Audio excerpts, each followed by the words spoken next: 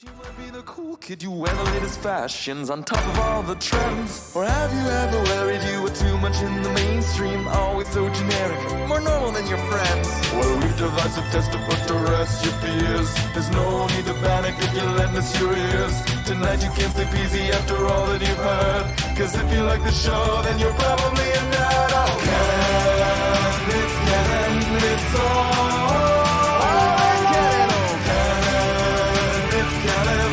Tyler, Phil, and Boris.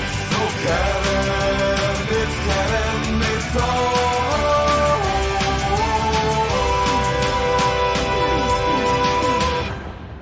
all in Canon. It's Tuesday, and you know what that means? It's time for a new episode of the It's Canon podcast. Yeah, that's right. That's A Productions. It's Canon podcast here on the A+ Entertainment feed. We're your hosts. I'm Boris, and as always, I am joined by the one, the only, the Phil. Whoa, the magic of the internet just worked. Amazing. How y'all doing? Right? It just worked.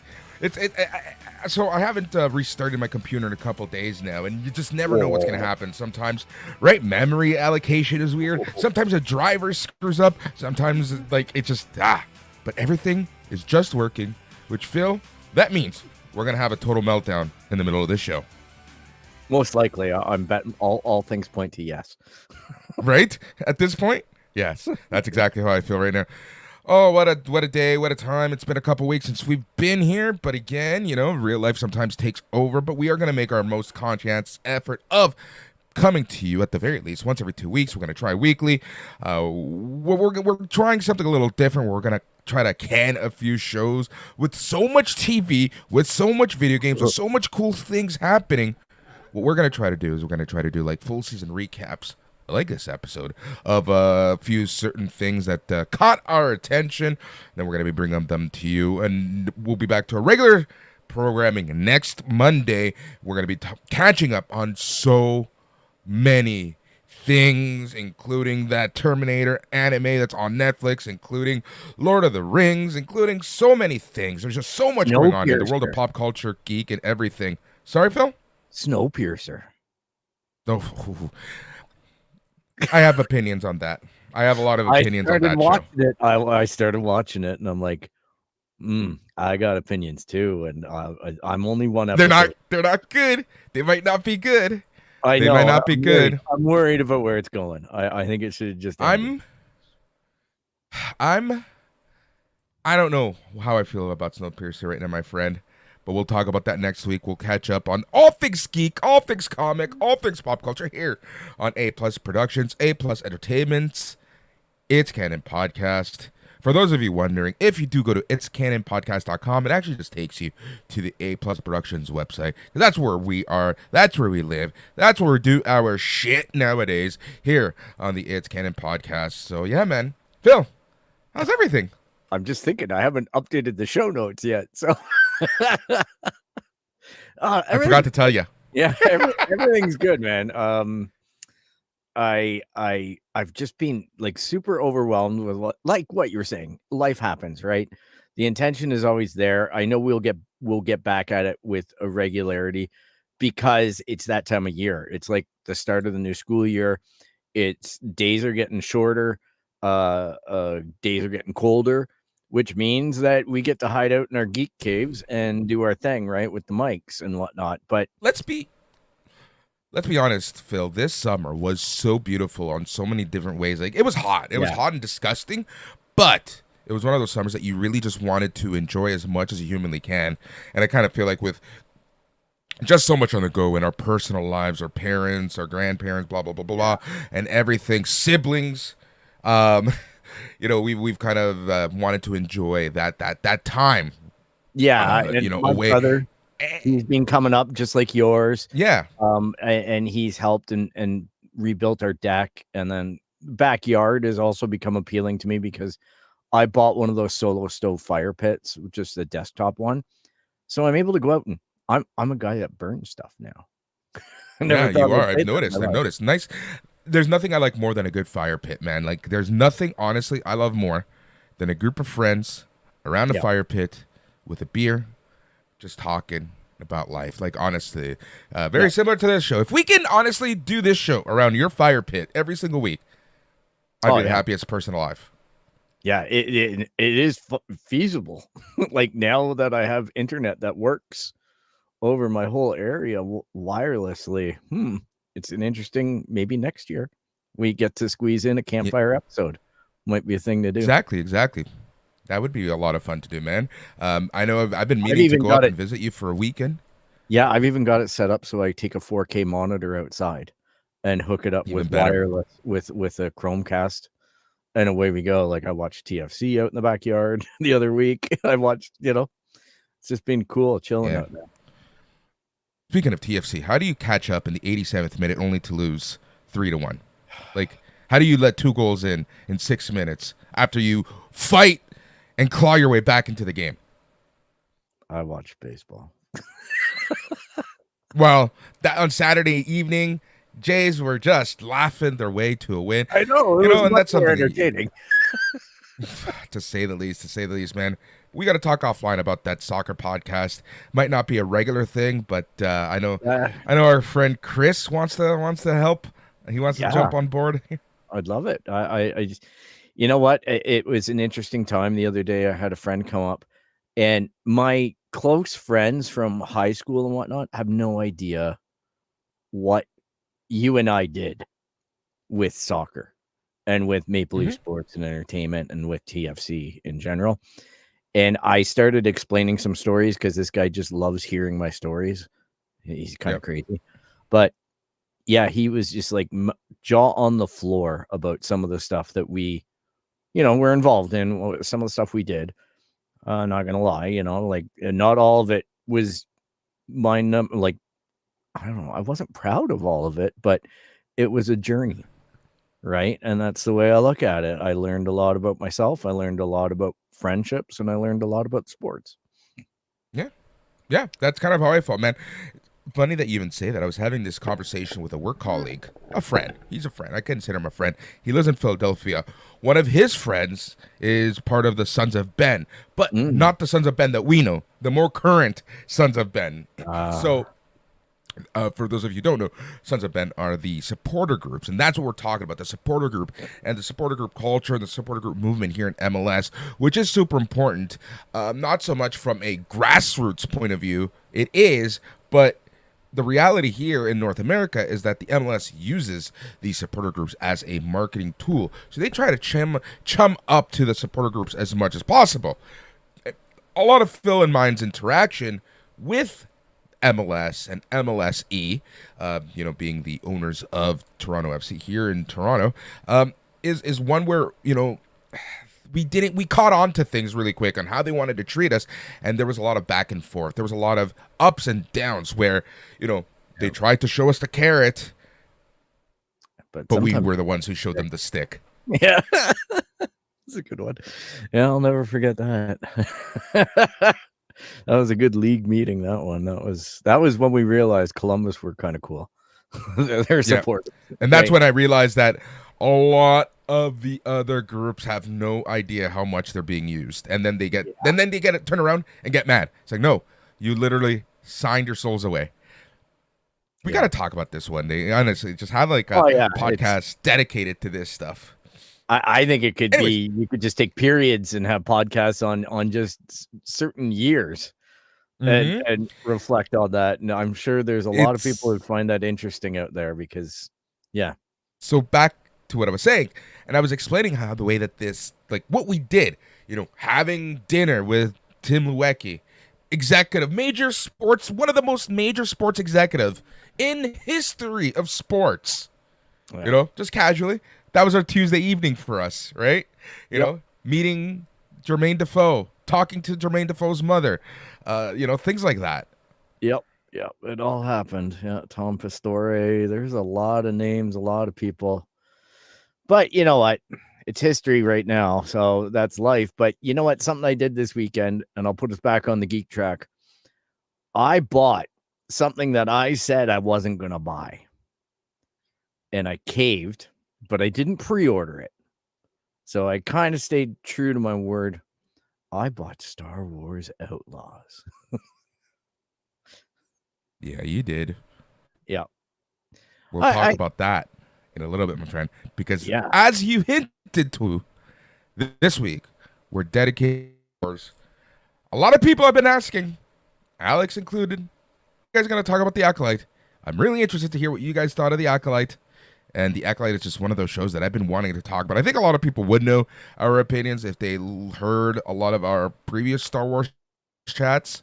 Because into some of those things, we're going to get into some of the fan reaction. We're going to get into the gatekeeping of Star Wars and why this needs to end. You know, it's kind of funny because I'm going to bring this conversation full circle, Phil. It honestly sometimes feels like the gatekeeping that happens with soccer and sports here in North America. Yeah. It's, you know, you're a supporter and you're not a supporter. You're a fan. Yeah. There's these different levels that people try to introduce to separate groups and separate people by saying certain hurtful or mean things in order to differentiate themselves and put themselves above others. And that's exactly what happens in the sports culture that we were in. And it's the same thing that's happening within the Star Wars culture. I don't know if it's a male idiot thing or if it's other groups too. From what I can see on my travels throughout YouTube, it's not exclusive to guys. It's dominated by guys, but it's not exclusive to guys. It's just a really interesting backlash. Actually shocked, Phil, with The Acolyte. Maybe it's my algorithm. I don't know, right? And I hate how especially my TikTok algorithm is so ruined right now. That I don't even know how to get it back to normal. So that's why I'm very careful, as we talked about with Rob last time. I'm very careful with YouTube and how I go again use YouTube because my TikTok is just so ruined. And I just found that there was so much negativity with young females. Yeah. And females in general and The Acolyte. It was very interesting. Like I don't know if it was more or less or if it was my algorithm. I also think that part of it is the algorithm's fault in terms of rewarding negative clicks. You know what I mean? Like rewarding the controversy and promoting the controversy as the clickbait versus someone saying, I really enjoyed this. You know what I mean? I know I'm not in the camp that I can say that everything The Acolyte did landed well with me. The show had its struggles. Fact of the matter is the show struggled, but I can't, to your point, I'm not ever going to say I'm disappointed they even attempted the show. I think it's a great thing to try and expand your audience with Star Wars. Because Star Wars is for everyone. I know it's corny, but it's true. And that means that you're allowed to pander to different audiences because guess what? The OG trilogy guys like you, like myself, we're going to peter out. And then there's going to be the prequel guys are going to get to our ages and whatnot. And then it's going to be the sequel saga that becomes big and dominant in Star Wars. And it's okay to pick up passengers along the way. I expect nothing less from Disney. And for some reason, all these people are now forgetful of all the hate that got piled on George Lucas during the prequels. And they now seem to be doing the exact same thing to Disney. And somehow remembering with rose-colored glasses that George was perfect. No, he wasn't. He was far from it. And he'd be the first one to tell you that. But remember, this is now a new generation from the generation that actually watched The Phantom Menace in theater. Yep. That's a big one. Just remember remember how excited we were, and then but part of that issue is that those are the fans that are rejecting the new ones. The same as the OGs rejected the sequels. Like it's amazing how it's repeating. And I'm not saying all prequel fans are doing it. I'm not saying that about anybody. I'm just noticing my algorithm, some of the people like Star Wars Theory and people like that are the guys that are pushing a lot of negativity towards the Acolyte and their fan bases. If it's not them, it's maybe some of the people in their comment section. And I'm not going to say all. I've got friends who watch Star Wars Theory. I watched them for years until I got fed up with just kind of the attitude. It was just too much. But that's the way I see, the Agreed. fandom rolling, is that we're repeating ourselves and not learning the lesson. And I think that now it's most hilarious when the OG fans like myself or the ATG podcast Across the Galaxy, they're coming to the same moment that I am as Gen Xers that are saying, let everybody in. Who cares? I don't want to watch every single thing that's Star Wars. If there's a kid show with blue Ewoks, there's a goddamn kid show with blue Ewoks. That's fantastic. It's not my business to sit there and object and gatekeep and tell people what they can and can't watch in a universe that's far, far away, in a galaxy far, far away, a long time ago. It has nothing to do with what's going on in today's world and everything to do with what's going on in today's world. Get over it. It always has. The stormtroopers and the Imperials were always representative of the Nazis because that was the stuff that had influence over George. Right? That's the way it is. It's always an allegory. Right. And we're going to get into this in a little bit. But what kind of made me laugh about Star Wars, and you've seen this a lot recently, and especially with the Acolyte, is people saying, this isn't canon. This isn't the way that it worked. Do people honestly forget that the Legends isn't canon anymore? Yeah.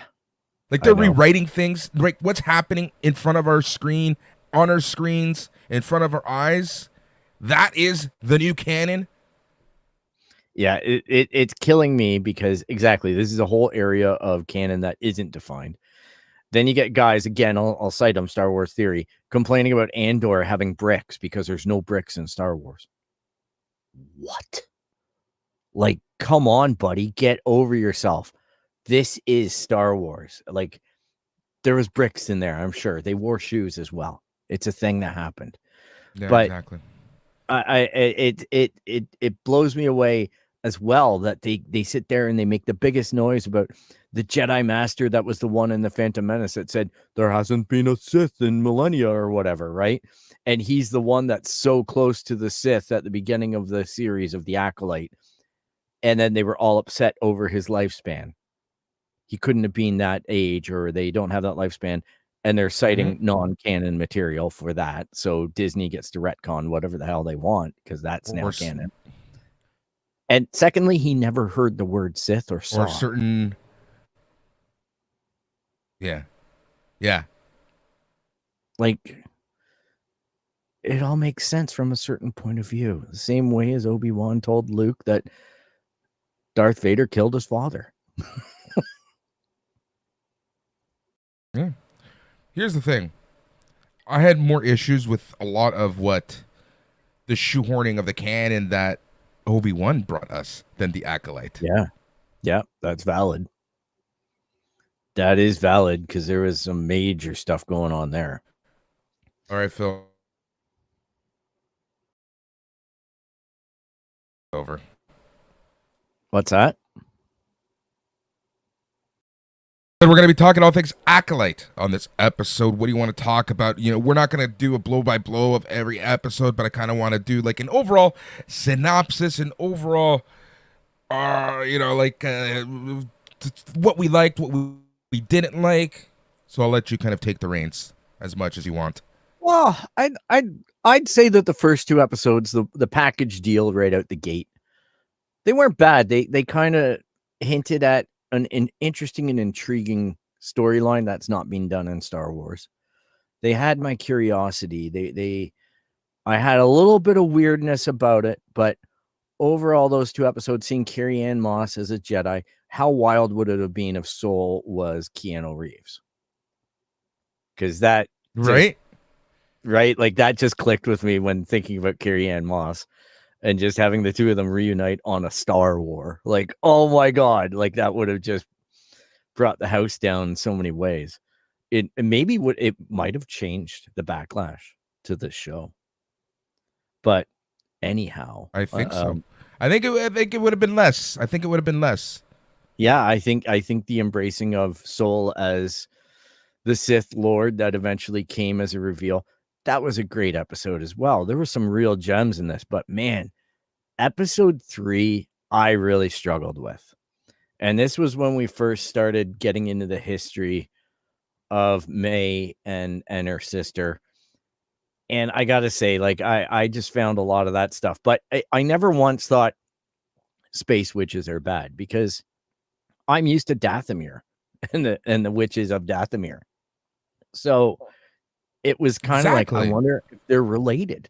That was where my mind went. Like, maybe there's some ancient canon going on here with showing us how maybe sects of Dathomir sisters broke up and branched out and did their own thing and chased down their issues. So I just thought that issue, or that episode, and then the episode that brought it together from the other point of view, probably could have been condensed into one episode. And I think that would have been more than enough. The other things that I took issue with, just as general, are things like they kept on using, well, we have to go back to Coruscant as a way to deter it. Like, the bureaucracy is going to take time and we have to go through the bureaucracy because we're Jedi. So they'd go all the way back to Coruscant, hold a meeting, and then magically be there 5 minutes after the bad guys landed. Like, little errors in continuity like that bothered me. That hints at lazy writing. And, God knows dialogue, but Star Wars, hey, dialogue and Star Wars aren't always best friends. Those are my big perturbances. And I think people always forget about that. Yeah, so I had some issue. I think, episode 3 was the one with the flashback. My issue with that one, again, was more, it was very slow paced. I didn't like the pacing of that episode. I didn't mind the content.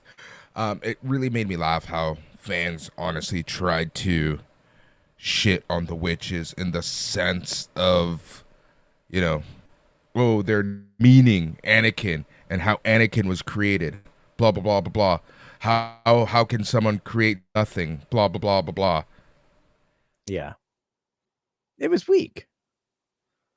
But it was also... Yeah. That episode, I can say from talking to friends and whatnot, that was the episode that shook a lot of people off the Acolyte.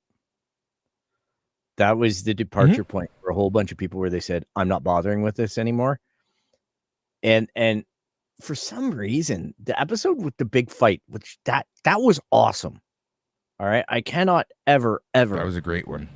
Yeah. Say a bad word about the choreography, because you could argue that Obi-Wan, Mandalorian, anything where there's been a lightsaber involved in the time that Disney's had a hold of Star Wars, aside from maybe Darth Vader at the end of Rogue One, but most lightsaber work has been a little bit lazy.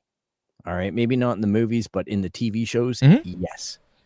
And this, they put the time in and they got a gem of a fight scene. And I couldn't even believe that some fans were upset over that, episode. But there were some things also as well that bother me now I'm thinking about the show. And that was that sometimes the Jedi felt a little bit too easy to kill. But you can't. They did. Yeah. But it also marks, but Phil, here's going to justify it. This marks a turning point of the Jedi from being the all-encompassing, we control, we are law and order of the galaxy, to them showing their weaknesses. Like that, that was my takeaway. And I kind of feel like that was the overarching takeaway from the first few episodes here. When as May's sister is taken out the Jedi, that effed her over, right? Like, it was, you guys are corrupt assholes and this is it. Yeah. Yeah. And that plays perfectly. And I also feel like some of the, and just remember, Phil, some of them willingly died. Yeah. And this plays exactly into the problem with the Jedi that George was exploring in the prequels, right? Like they got taken down because of their arrogance. And that's what Soul is telling May at the end of the Acolyte, is that the Sith is just a different approach to the same power. And it's not necessarily wrong.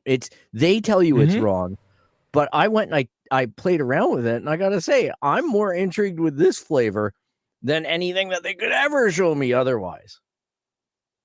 Right? So that was interesting to Yep. me. Because it knit very well together with It's like, what being laid in Star Wars. If I know we're gonna be jumping a little bit, but my comment that I want to make right now is that little reveal at the very end of the show with who we saw lurking in the shadows, it's kind of funny that like this kind of spearheads the fall of the Jedi. Yeah, it's all interwoven. Their fuck right up there. with the yeah, like it's not a Darth- Skywalker saga, but it goes right into it. Yeah, and you know what? It may have canonized a Legends novel in Darth Plagueis.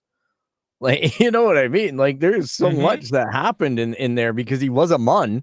It was undoubtedly the first time that I've seen a Mun, and I'm like, that's exactly how the guy wrote it in the book. Like, and I was just like, that was a better reveal than the little green man at the end for me. That one had me Yes. fireworks going off in my brain. And as well, I think that the guy Manny who played Soul, he did a fucking hell. Excuse my French, but he did a great job. He was just He did. on point. I couldn't believe how muscular and in shape he was.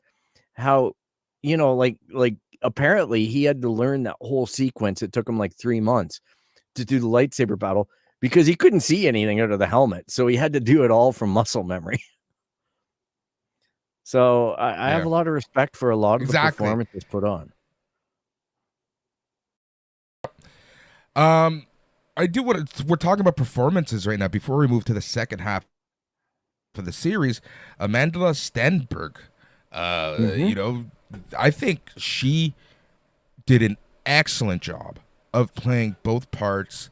I don't understand all she got. You know what I honestly feel? This is this generation's Ahsoka. This is this generation's Jar Jar Binks, where these characters and these actors are going to be legends in about 10 years. Yeah, I think that even Daisy Ridley and Rey experiences a lot of hate and feedback because of her portrayal in Star Wars, and she's just starting to get her head around it now. After taking some time away from it, Amanda did a fantastic job. And I think that it's really difficult to play two characters, and she pulled it off. It was believable enough. I'm a little bit annoyed with the cutting of the hair with the lightsaber. That's nothing on her. That was just a writing thing. But hey, what can you do? It has the air of desperation that is probably appropriate when I look back on it. I don't want to be a cranky man about it because I wasn't really cranky about it while watching it, but I was continually finding her performance to get better and better in each episode until the end, where I could feel the turn. It was very much a cathartic moment, very reminiscent of the turning of Darth Vader and getting into those emotions and getting into that power that she holds with her connection to the Force. And I just thought all that was really poetic, like just a well done, fun twist on the story and a way to get fans in so that they can watch Anakin do it in the prequels and the movies that we watched and maybe be able to relate it to the Acolyte. Like, there's nothing wrong with using that ingredient, so to speak. Yep. That we're top performances. Let's talk about Manny Jacinto as Khmer or the Stranger. I thought a fantastic job. I thought he portrayed, people say that he was cheesy, but this is a pissed off motherfucker who has a lot of vengeance. He's got the motivation of the dark side of and I think he did a great job of playing the two characters that he did. Well, you also got to remember, like, if he's got Plagueis in his life, keeping an eye on That's him, exactly it. Like, this guy is the same way that Palpatine was poisoning Anakin, right? It's it was a slow burn from what I could tell, and this guy was taking that slow burn and just running with it, like way more accelerated than I could imagine Anakin going, because he didn't have a love interest that was complicating things, so he could really meditate and go into that space. And then even Yeah.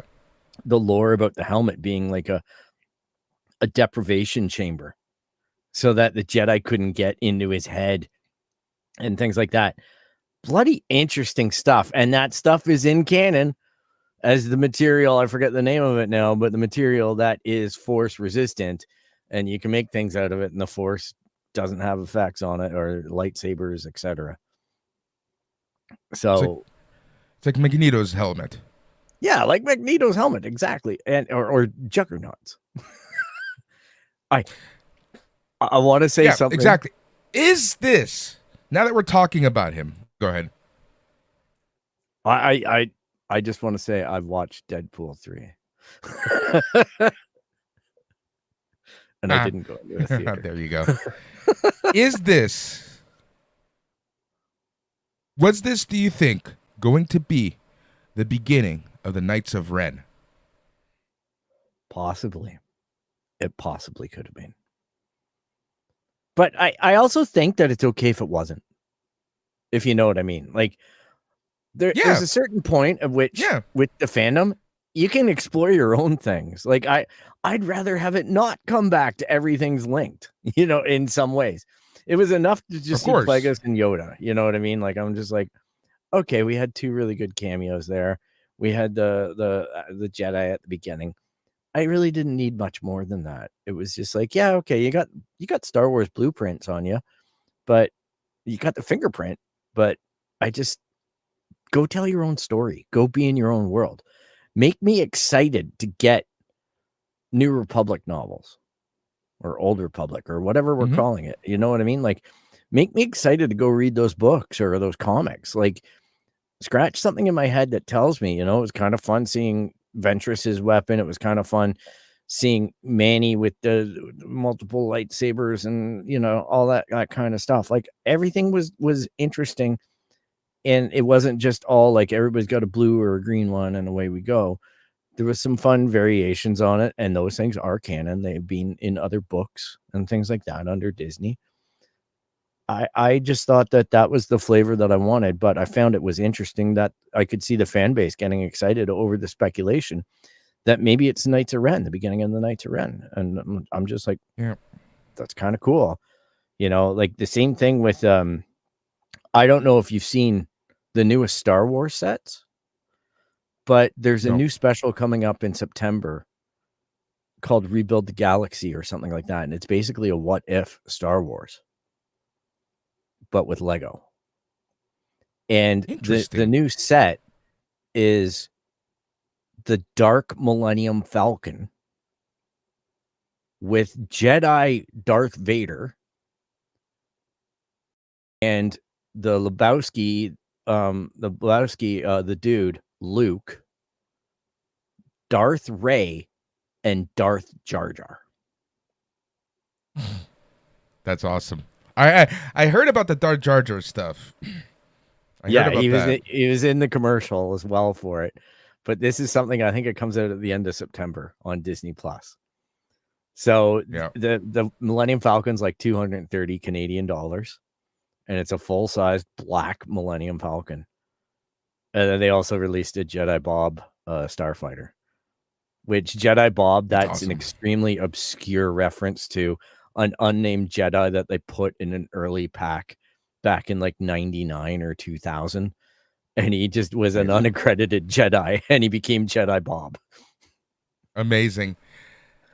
All right, let's jump back to the Acolyte. Let's talk about kind of like, we got the reveal of the Stranger. He's a villain. May is up, going up and down with all of her emotions. We get the backstory of the witches and the witches creating something from nothing. Let's talk about the second half of the show, Phil. Yeah, I think the second half held a lot for me. Like I've been talking about, I just think that lightsaber fight What was it? Episode 6 or 5? I think it was episode 5. 5. It Yeah, was 5, I 5. think. It was fantastic. It was a great gripping episode. My only complaint about the episodes, I wish they were a little bit longer. Yeah. You know, I'm always going to have that complaint about Star Wars, and I don't want filler Star Wars. I mean, tell a more compelling story in that time frame, because I think, like we've talked about, could have taken episode 3 and episode 7 or whatever it was and knitted them together and being able to go, oh, okay, yeah, here's a contextualized story now that I can go forward and choose who to root for. Yeah, you know what my issue was with those flashback episodes? That they happened after major reveals. They happened at a point that you were so interested in the story, and I really feel like they really took you back and oh. So by the time they got back to the story, exactly, it lost its momentum. They lost your interest. That's what I honestly feel really hurt this show the most. Yeah, it would have been an editor's room gaffe right there. Like, that's a pacing and a storytelling issue. Right. And I'm not trying to point fingers. Here's my fingers. issue. But Phil, no, but this is the thing. This is now a recurring issue in the Disney Star Wars shows for the most part. Book of Boba Fett, Mandalorian. Yep. Yeah. Mandalorian season 3. You could also look at She-Hulk and probably make the same argument in the Marvel universe. Like, some of the stuff where the content was getting questionable, and, you know, Iger, I know, was trying to fix it by saying less is more. Concentrate more on what you're going to do and less on creating tons of crap and just putting your name on everything, because we're taking a reputation hit. So I will say that, like, I totally agree. And there were certain things that were rather obvious and convenient, but at the same rate, you can argue them the other way, and it's perfectly valid. Like, I was a little bit annoyed that the guy from Squid Game who learned English for this, which is utterly amazing, he couldn't tell that it was the other sister when he picked her up.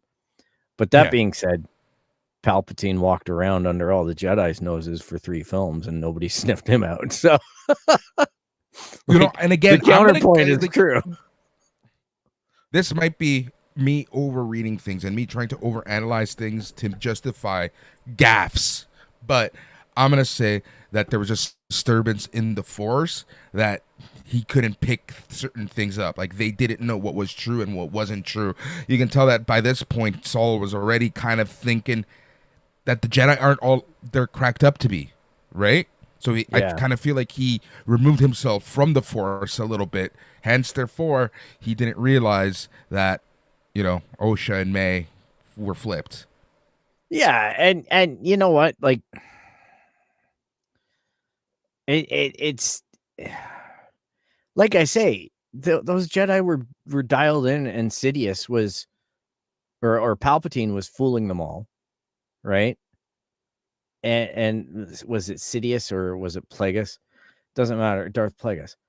But Darth Plagueis is involved here too, right? You get the feeling that there was somebody in behind pulling strings now, that maybe it wasn't Annie. You know what I mean? Maybe it was someone else on a different level fooling the Jedi or using the Force in a specific way to mask certain things. And that's where I'm like, if I don't know, I'm not going to complain about it. It's just, I hope they explain it somehow in a book or something, which is, for everybody who's upset over the fact that there's no season 2, which is unfortunate.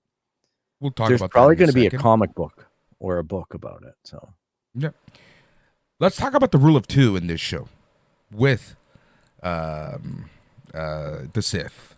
I always found that very interesting in this show, that, you know, especially with the reveal of Darth Plagueis at the very end, and how the rule of 2 was and wasn't being followed all at the same time. Well, it gets into semantics, doesn't it? It's exactly.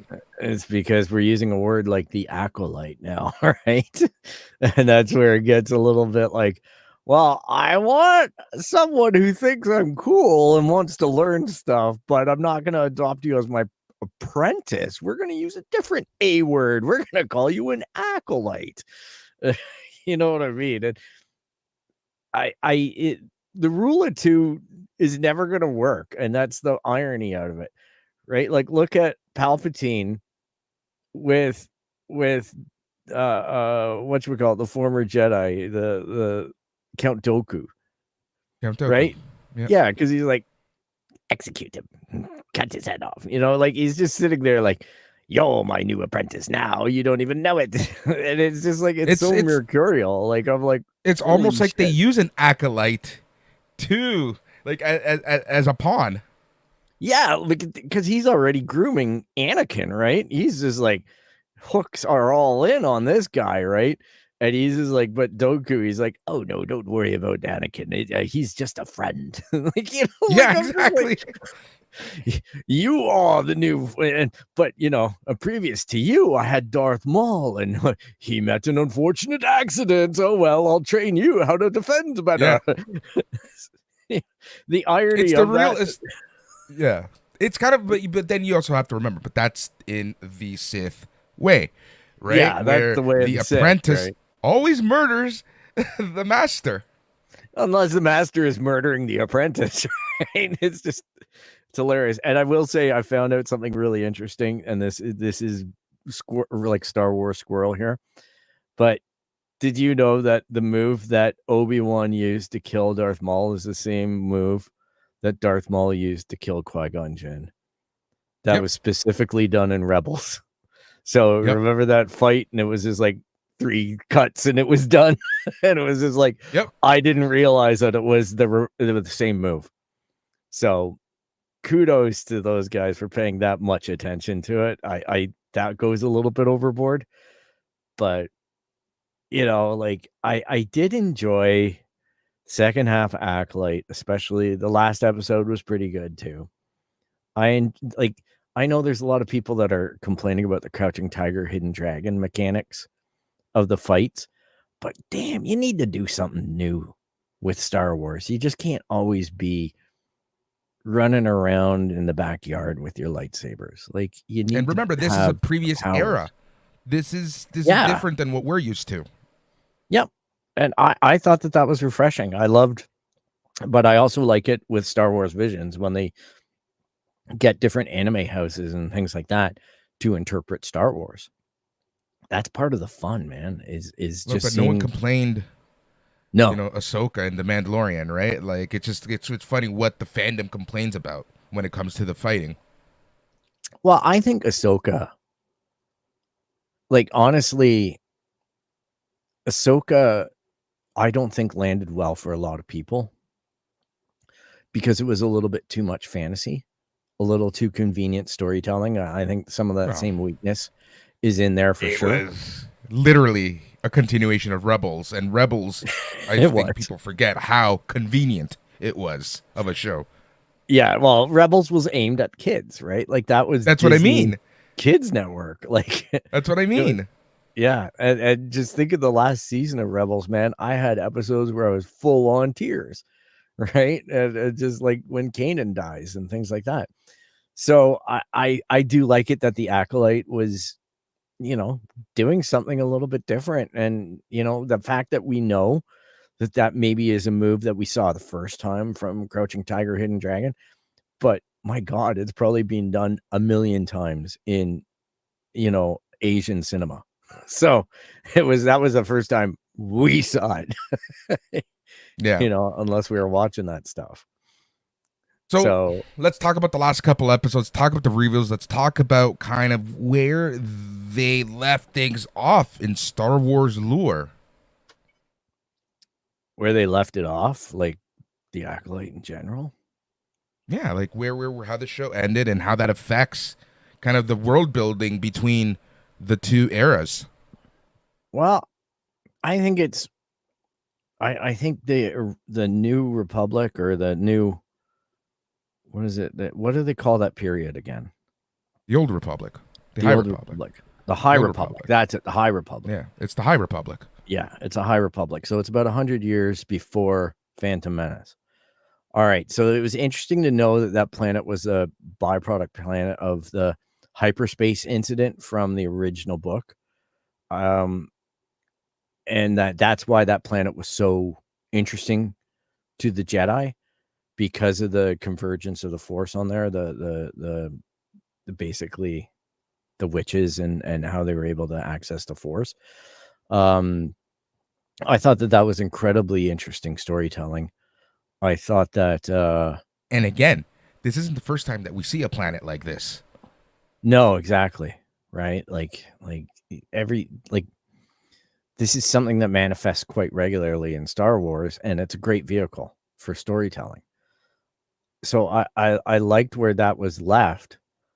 I don't know what it means because of the time periods. And I hope that my honest feeling is I hope they just don't walk away from this. Either via shows, books, and novels. Like, keep writing it.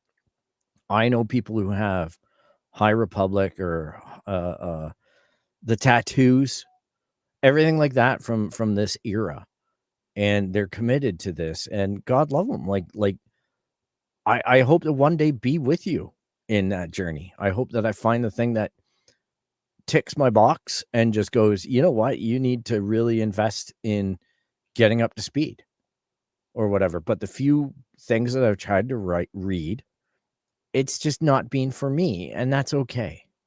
But remember, a lot of the things that come from this era, similar to this show, in a sense, are aimed at YA, right? Yeah. They're aimed at a younger audience. Yeah, and that's good. You know, like, honest to goodness, I could see one of my friend's daughters, this being a show that she would really like. And I think that that's wonderful. I think that's just fantastic because of her sense and sensibilities, her proclivities, her overall demeanor. This would be something that would appeal to her. She enjoyed Age of Dark Crystal and things like that. Like, it's just, it hits that audience, and it knew where it was aiming. Yep. And, you know, the reaction, screw these guys, these gatekeeper, you know, prequel guys or whoever's doing it. It's like, I respect that you didn't like it, but, you know, the fact that they're going around celebrating its fail on people who do like it. Yeah. Like, just stay in your corner, stay in your lane, right? I don't go out there and try to pick fights about it. I just go, oh, you have a different viewpoint than me. That's great. But pretty much everyone dies in this show. Yep. I think the biggest major takeaways from this show is, like you mentioned, the appearance of Yoda, who, very interestingly enough, you know, it just like, let's talk about Yoda. Let's talk about Yoda right now. They tell Yoda the story. They tell Yoda what's up. He's kind of curious, but and this again goes to show you just how stupid the Jedi Council was by the time that, you know, the prequels happened, by the time the Phantom Menace happened. Like, they've been given so much evidence that there's something cooking behind their backs. Yep.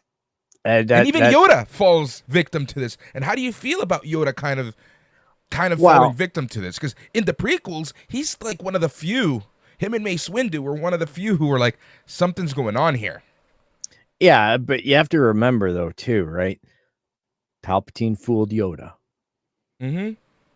All right, so Yoda became wise to it after the veil was nearly off, right? Like, Order 66 happened, and then he was just like, oh, shit, right? Like, the fucked Wookiees we are my are. friends. Yeah, fucked we are. The Wookiees are my friends. They will protect me, right? So I just look at it and I go, all right, so Yoda's there, and if I remember correctly, it's the green girl telling him something, right? Yeah, it was Raw, Vernestra Raw. Venestra. Something's rotten in Denmark with Venestra. That's all I'll say. I don't know what she's telling the little green dude that we all love, but it's probably going to be like, Master Yoda, I'm having an issue with Saul being a dick. You know what I mean? Like, I'm thinking that she's going to throw everybody to the wolves to protect her secret, because it's her secret that was the one that created this situation. What secret is that? Let's just spoil the beans on this one. I think it's important to understand that because you're coming to the point I'm trying to make. Well, you go for it. I'd love to hear it. I've Well, honestly, I have thoughts. I just think that it was all to do with the little storyline that they uncovered in that 8th episode with Ventress or whatever her name is. I say Ventress because I want to call her Ventress from Clone Wars, but yeah, Venistra. It's just there was so many things all the way through that show where she was the one that was like, "No, I don't want you to go look into this." And then, like when Saul gives her an argument that absolutely stands for it, then she goes, "Okay, be discreet."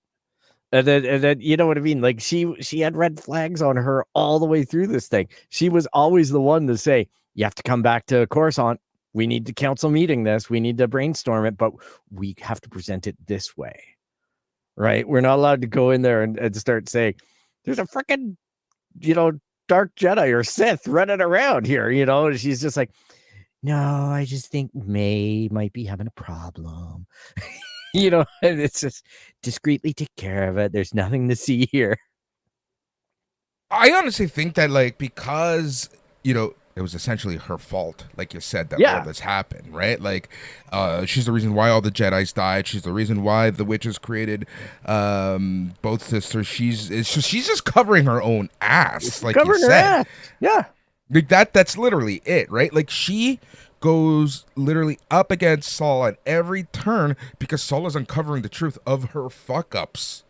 Yeah, he's got his head way up his ass too because he's emotionally compromised because of his relationship with the girls. And right? It was her own apprentice who was the stranger, who was Kimri in this, right? Like, so. Yep. It had the good footprints of showing just how corrupt and how misused the Jedi put themselves into, because they all say the same thing. Attached of attachment, devoid of attachment. You must be. Mm-hmm. You must be. You cannot have sexual congress. Like, I don't know what kind of pep talks Yoda gives all the Jedi about the life of celibate Jedi, but like seeking attachment is bad. It leads to pain, leads to anger, leads to the dark side. All this shit, but they're all actively doing it in the show. Saul is morally compromised because of his relationship to May and Osha. Mm-hmm. And all of them had a weakness, which is why they were all imprisoned in their own minds. Meditation guy had his own guilt trip. Wookiee guy was out camping for the rest of his life because that's what you do when you're a Jedi and you fuck up. You go and you hide, i.e. Yoda and Dagobah. Like, it's after a major fuck up. Yeah, right? Saul tried to make things good, a la like Obi-Wan Kenobi, and ended up creating a dark side apprentice, as we find out by the end of it. Where have we seen that before, right? Like, but he was trying to atone for it all the way through, and that attempt to atone for it was what caused the balance to shift. It was all well intended by every single major character, and it was all every single major character's mess ups that led to the finality of it. And again, it goes to show you how, I don't even want to say corrupt, but just how, the Jedi don't eat their own shit. They don't practice what they preach. No. Which goes to show you why the Jedi fell eventually. Yeah, they all have exceptions. In this new world of Disney, not even Luke Skywalker can bring the Jedis back. Yep, exactly. You can't save them. There is no bringing balance to the Force. All there is you have to adhere to the Force. You have to adhere to your principles, and you have to choose your side. But the best version of Star Wars to me will always be those Darth Bane novels, where the Sith had their academy and the Jedi had theirs. Mm-hmm. The Sith did their thing their own way. They created their own armies, barracks, relationships, everything. Then they came to the epiphany. There should be the rule of two. That's the only way. There should be one master, one apprentice. Which, and then, as we already talked about, similar to the Jedi, they don't practice what they preach. Yeah, and similar to the Sith, they don't practice what they preach. They now want to find acolytes. Like everyone's looking to have an extra relationship in this. Like whether it Which be an you're not emotional allowed to have relationships, which kind of makes you feel worse for Anakin. Yeah, I know. It's overall, I thought when I look back on the Acolyte, it was a fantastically represented way of presenting Star Wars to the non-core group Yeah. of sweaty nerds. Like it actually was something I was able to, if you could see, because I gleefully was deleting people who were taking unfair swipes. If you had a gripe with the show and you justified it without bringing something in it like it's because it's a woman or some crap like that, then you say that, I'm going to delete your YouTube channel, I'm going to block you on Twitter, I'm going to, you know what I mean, like I'm going to get your toxic shit out of my life, whether guy, girl, whatever, I don't care. If your basis of hating it is that you hate trans people, guess what, I'm done. Like I don't even know who was in that boat in that show. I don't care. We're done. I'm not putting up with that bigotry hate. So that being said, there's a lot of people that I have seen that I did stick with that celebrated and are gutted about the non-renewal. But the non-renewal of Acolyte season 2 is all down to the fact that the numbers were horrible on that final episode. So for all the people that we want to summarize this with, I don't think a lot of Star Wars fans saw the final episode. The other thing is that Ahsoka suffered a very similar number as well, but Ahsoka is key and instrumental into Grogu and the Mandalorian movie, in my opinion. Therefore, yes, Dave had that gilded. And my understanding is that Leslie had the green light for season 2, had preliminary writing rooms already assembled, and was working on something. And then Disney made the ultimate call and pulled the plug on it all. And that's when we saw that article. They're never going to come out and announce it, fans. Yep. They're never going to say it. It's just done. When Variety in those places get that information, that's the press release. And I don't laugh all right. at the fans. I want to quickly touch. No. So we talked about Yoda, right? Yoda's inclusion, in my opinion, is that the Jedi are just remaining clueless to everything that's going on in the galaxy. And what, like we just said, right? Vanestra, she's linked to lie. So that's why Yoda was there. It's a way to connect things. Very similar to Ki-Adi-Mundi being in it, right? It's like they needed some sort of a connection, whatever. Let's talk about they introduced the Muns. We got a bunch of witches. And like I mentioned earlier, we got creation of the twins from nothing. Was this an act of Darth Plagueis practicing for the future? It could have been. Now we have no idea. Like, that's where a season 2 would have been great if they would have went there. I don't know that, because at that point, you know what? You may as well call the show Darth Plagueis. But it really is like, you have to question a lot of stuff around everything that happened because of his appearance. I got a question. That's what I mean, right? Yeah, like it's a wild card. You know, we know that Yoda's going to be led astray, and we also know that we don't know if Darth Plagueis is just looking at Manny. You know what I mean, and just observing him and going, maybe my next apprentice will fall down a well, and this guy will come along because I sense the Force in him.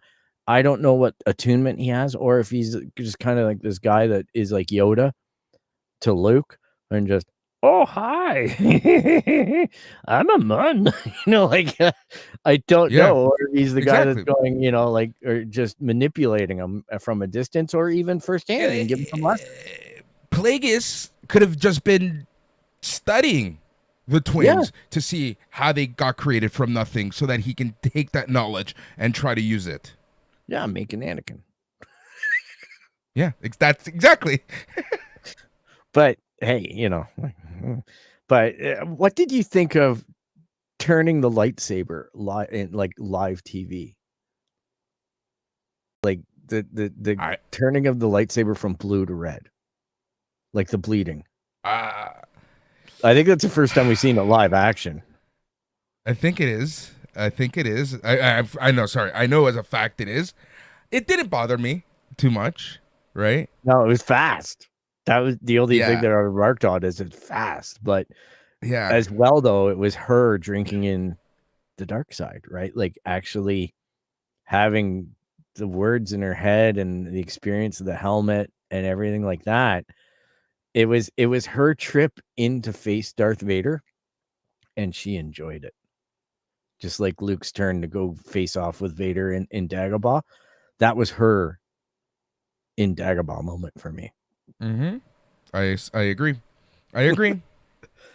But yeah, man, it's interesting. Like these are some of the things that, like you said, I feel like season 2, Vernestra would have gotten her upcomings. I think Yoda would have been still kept in the dark, and I think that we would have learned why Plagueis showed up, whether he was actually orchestrating anything or he was just literally lurking in the shadows to see how you do this for future use. Spoiler alert, he creates Anakin. So, you know, it was Plagueis all along. That's the thing, right? It was Agatha all along. Yeah. And Plagueis there all you go. along. There you go. That's how we're gonna leave the Acolyte. Overall, I enjoyed it. If I was gonna rate this, I would rate this a 7 out of 10. How about you? I'd say it's a 6 for me. Well, you're a little asshole, so like that's all right. I'm a little asshole, I'm but that being joking. said, this conversation has probably bumped it to 6.5. This conversation actually did bump it from a 6.5 to a 7 for me, to be honest. Okay. Yeah, because there were epiphanies that, to be honest, people, I'm going to come full clean. I couldn't watch it a second time. And it's not because I hate it. It's just there's too much occupying my ocular cavity right now. Like, I've got too much in front of me. I just spent an entire weekend in Outlaws. So I haven't touched the game yet. Phil, the floor is yours. Talk to us about Star Wars Outlaws, your experience with Ubisoft's foray into the Star Wars gaming universe. Okay, full disclosure, me and Ubisoft, we have a checkered past. All right. I think every listener of the show knows this, and I love it. Yes. But I will say this. I played the living crap out of Division 1 and 2, which is the team called Massive that made this game. So immediately I'm like, oh, hello there. Right? Like I'm just like, yeah, like, hello there. Oh, come on in, have a seat. Have yeah, a stogie, pour a drink, kill some people. So it was just kind of like, okay, I get it. Now, I will say this, like it's basically very slanted towards stealth-based tactics. I am not a good stealth-based player. I am a tank. All right. So I like to kill things and yell and make things blow up when I play video games. And this is making me sneak and do stuff, but I dumped it down to story mode because I like to enjoy the money I just spent. All right. Yeah. I don't need to sit here for 2.5 hours figuring out how to ping some guy in the head. So I have my auto assist on. I have all that stuff enabled. I'm just looking to get a feel for, does it feel like Star Wars? And I got to say, after playing the opening bit for the past 2 hours, which took way longer than it should have, but playing that and playing a little bit into the game, riding around on a speeder bike, I haven't experienced the ship mechanics yet because that was like a cut scene when you get the ship. But overall, I got to say, I'm happy with it so far. Okay. I think Nyx is a fantastic game mechanic, the little animal friend. I think that the character, if your complaint about the character is she's ugly, you can go wherever the hell you came from and just don't come back. She's just an average looking girl who's living the life of a scoundrel on that casino planet from Rise of Skywalker and the Last Jedi, remember with the I think that animals, irked right? people right away, right? The gatekeepers were irked that we have to Yeah, remember about, the Return of the, or the, the Last middle one, Jedi. Last Yeah, Jedi.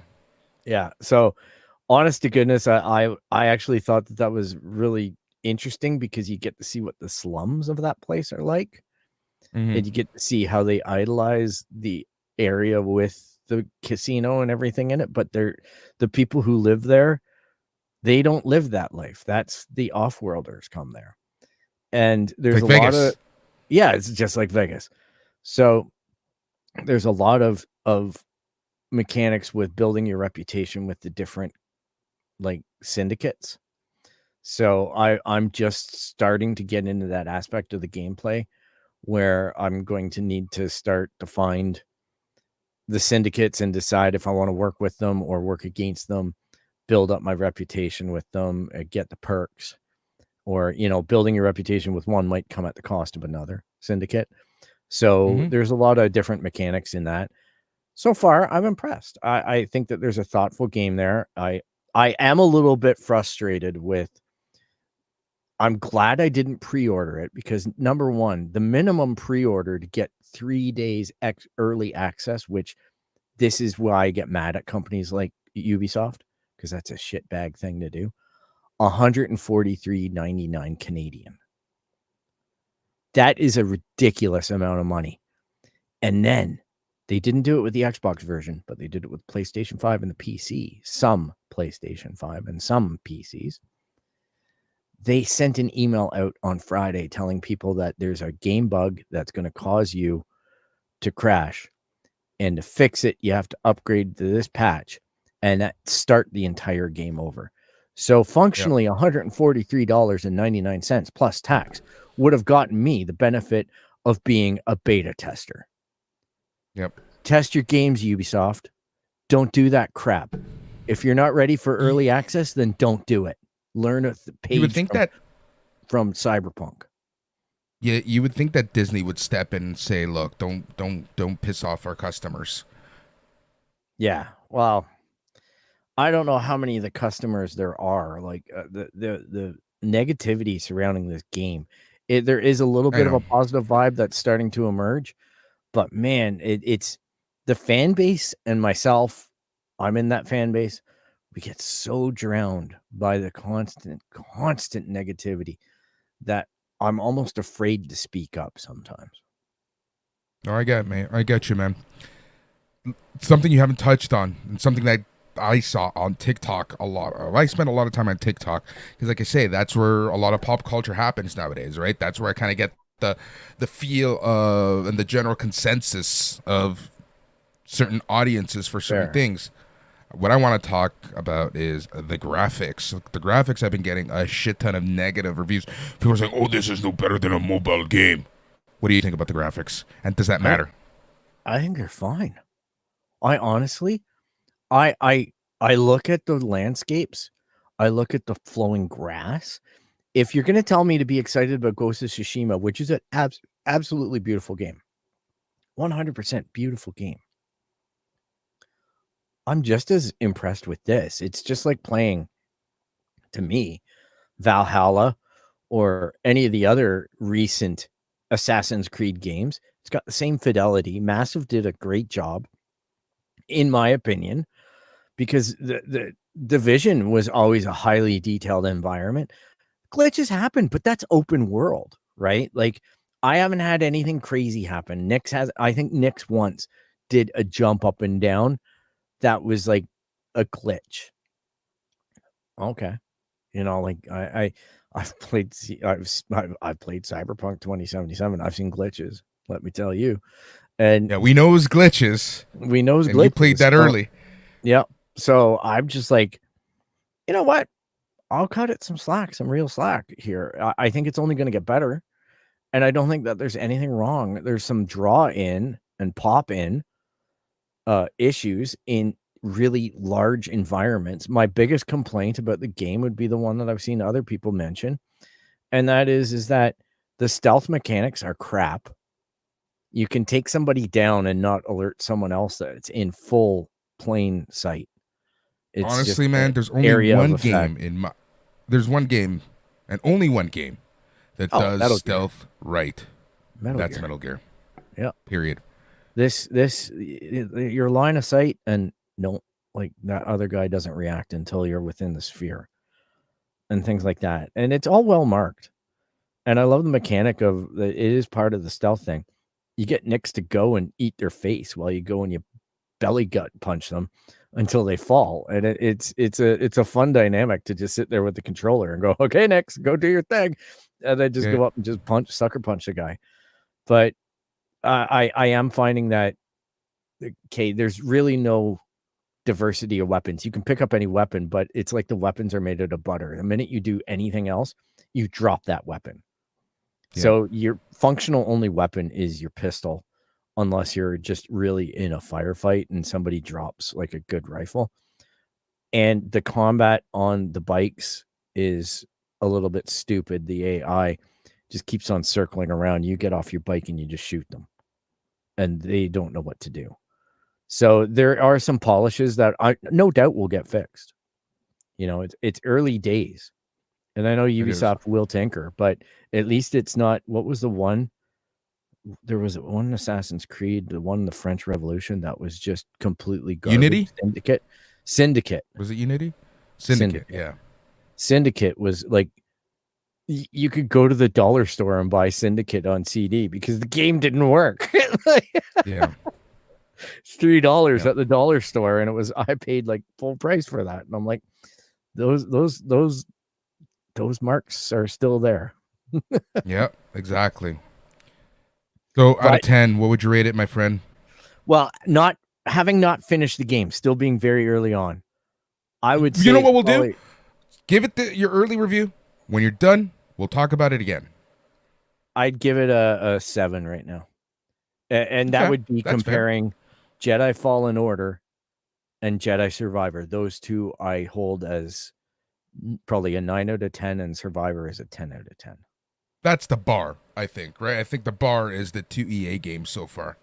Yeah, those two, not the Battlefronts, but those two for me. Fuck Battlefront. Yeah, Battlefront's best. But and I'm also enjoying, like I've been telling other people, I've been enjoying some of my retro gaming, like Aspire, which they did a terrible job with Battlefront.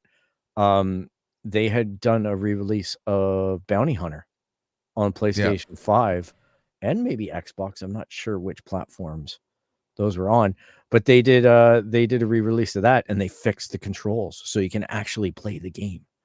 And they updated the graphics. So there are some good Star Wars and good old Star Wars games coming out. Yep. All righty, Phil. You know what time of the week it is. I sure do. You've been listening to the It's Canon podcast, the podcast where we talk about everything and anything this week. A lot of Star Wars. And my feed's all messed up. So I'm just going to say, go to www.itscanonpodcast.com to catch up on what's going on, and it'll bring you to the A+ Productions page. You can find us basically on any platform. Anywhere where you look up It's Canon Podcast, we are there. You have to actually look up A+ Entertainment now. A+entertainment.com. Yep. Excellent. A+productions.com. All your podcasting feeds, look for A+ Entertainment. That's where we are there. Because A+ Productions split up into A+ Wrestling, where you get all your wrestling, A+ Sports, where you get all your sports, and A+ Entertainment, where you get all your pop culture and geek needs. There we go. And remember, you can find us on YouTube at It's Canon Podcast. Yep, you can still find us on It's Canon Podcast. Yep. So thank you so much for joining us, and be sure to tell a friend. You want to talk about Star Wars this week? Tell them we're here. Exactly. Thank you so much for that, Phil. We'll get it together. We'll get our shit together. Next, we're going to be talking all things comic words. We're going to use it kind of as a catch-up week. We're going to talk about what we watched and did throughout the summer. Man, we're going to be having a great time doing that here on A+ Productions. It's CanonPodcast.com. He's Phil. I'm Boris. Until next time, stay tranquilo.